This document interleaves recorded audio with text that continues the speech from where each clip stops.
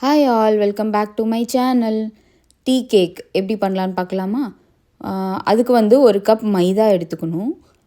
மைதாவை வந்து தனியாக ஒரு ஜல்லடையில் போட்டு நல்லா சலிக்கணும். சலிச்சு எடுத்துக்கணும்.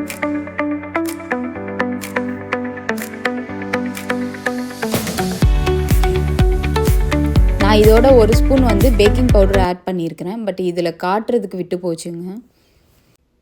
அதை சலித்து தனியாக ஒரு பாத்திரத்தில் வச்சுக்கலாம். இப்போது வெட் இன்க்ரீடியன்ட் ரெடி பண்ணிடலாம். அதில் 2 முட்டை,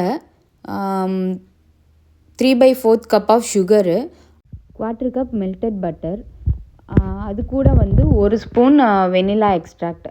இது எல்லாமே மிக்ஸி ஜாரில் போட்டு நல்லா அரைச்சிக்கணுங்க. நம்ம அரைக்கும் போது அந்த சுகர் அது எல்லாமே வந்து நல்லா கரைஞ்சி அதோட கலந்துரும். 1 ஸ்பூன் பேக்கிங் பவுடர் வந்து நான் அதில் சொல்ல விட்டு போச்சுங்க, ஆட் பண்ணிக்கணும். அதுவும் இந்த மைதா மாவோட ட்ரை இன்க்ரீடியன்ஸோட நம்ம அதையும் சலித்து ஆட் பண்ணிக்க வேண்டியதாங்க. அப்புறம் ஒரு பிஞ்ச் சால்ட் யூஸ் பண்ணிக்கலாம். கேக் சாஃப்டாக வர்றதுக்கு இதுதாங்க மெயின் டிப்பு. 1/2 கப் பால் எடுத்துக்கணும்.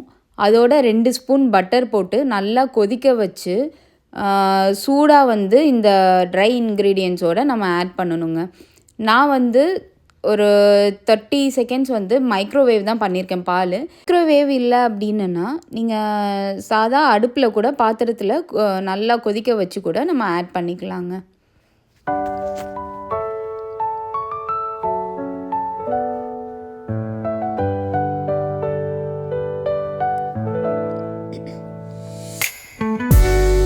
இப்போ பாலும் பட்டரு நல்லா மிக்ஸ் ஆயிடுச்சுங்க. நம்ம மிக்சியில் அரைச்சி வச்ச அந்த முட்டை, சுகரு, வெனிலா எக்ஸ்ட்ராக்ட் போட்டு அரைச்சி வச்சுருக்கோம் இல்லைங்களா, அதையும் வந்து இதோட மிக்ஸ் பண்ணிக்கணும். அதுக்கு முன்னாடி அவன் வந்து 350 டிகிரி ஃபாரன்ஹீட்டில் வந்து 10 மினிட்ஸ் வந்து ப்ரீஹீட் பண்ணியிருக்கணும். நம்ம அந்த பேக்கிங் ட்ரேவையும் நல்லா ஒரு லேயர் பட்டரு தடவி அது மேலே வந்து மைதா மாவு போட்டு நல்லா டஸ்ட் பண்ணி வச்சுக்கணுங்க. இப்போது ட்ரை இன்க்ரீடியன்ஸையும் வெட் இன்க்ரீடியன்ஸையும் நம்ம மிக்ஸ் பண்ணணும்.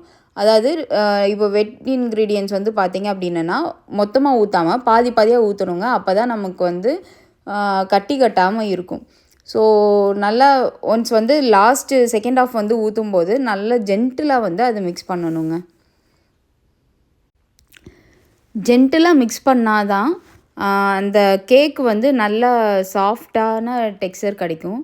ஸோ இந்த சிலிக்கான் ஸ்பேச்சுலா இருக்குங்க, அதை வச்சு நல்லா ஜென்டிலாக வந்து மிக்ஸ் பண்ணிங்க அப்படின்னா பேட்டர் வந்து நம்மளுக்கு இந்த மாதிரி போரிங் கன்சிஸ்டன்சியில் தான் இருக்கணும். இப்போ வந்து அந்த நம்ம டஸ்ட் பண்ணி வச்சுருக்கிற ட்ரேயில் வந்து பேட்டரை ஊற்றி நல்லா வந்து டேப் பண்ணணுங்க ஃப்ளோரில். டேப் பண்ணும்போது தான் அந்த இன்பிட்வீனில் கேப் ஏதாவது இருந்ததுன்னா அது பபுளாக வந்து நம்மளுக்கு வெளியே வர்றது தெரியும்.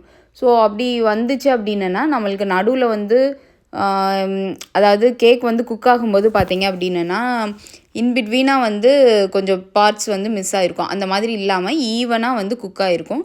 என்கிட்ட கொஞ்சம் சாக்கோ சிப்ஸ் இருந்ததுங்க, அதையும் நான் கொஞ்சம் தூவி விட்டுக்கிட்டேன். இப்போ வந்து நம்ம ரெடி பண்ண வச்ச பேட்டரை வந்து அவனில் ஏற்றிட வேண்டிதான். இந்த கேக் வந்து குக் ஆகிறதுக்கு 20 to 30 மினிட்ஸ் ஆகுங்க. இன்பிட்வீனில் டூத்பிக் வச்சு நீங்கள் குத்தி கூட பார்த்துக்கலாம் வந்திருக்கா இல்லையான்ட்டு. ஸோ நம்ம கேக் வந்து ரெடி ஆயிடுச்சு. இந்த கேக் வந்து சூடாக இருக்கும்போது அப்படியே விட்டுருங்க. கொஞ்சம் ஆறுனதுக்கப்புறம் நம்ம ஒரு பிளேட்டுக்கு மாற்றி அதை கட் பண்ணிக்கலாங்க. பாருங்கள் எவ்வளோ மாய்ஸ்டராக இருக்குது அப்படின்ட்டு. நம்ம இதில் பாலும் பட்டரும் சூடாக ஆட் பண்ணனால கேக் வந்து குக் பண்ணி ஒரு 2 டேஸ்க்கு அப்புறம் நீங்கள் சாப்பிட்லாம். சாப்பிட்டா கூட வந்து அவ்வளோ சாஃப்டாக இருக்குங்க.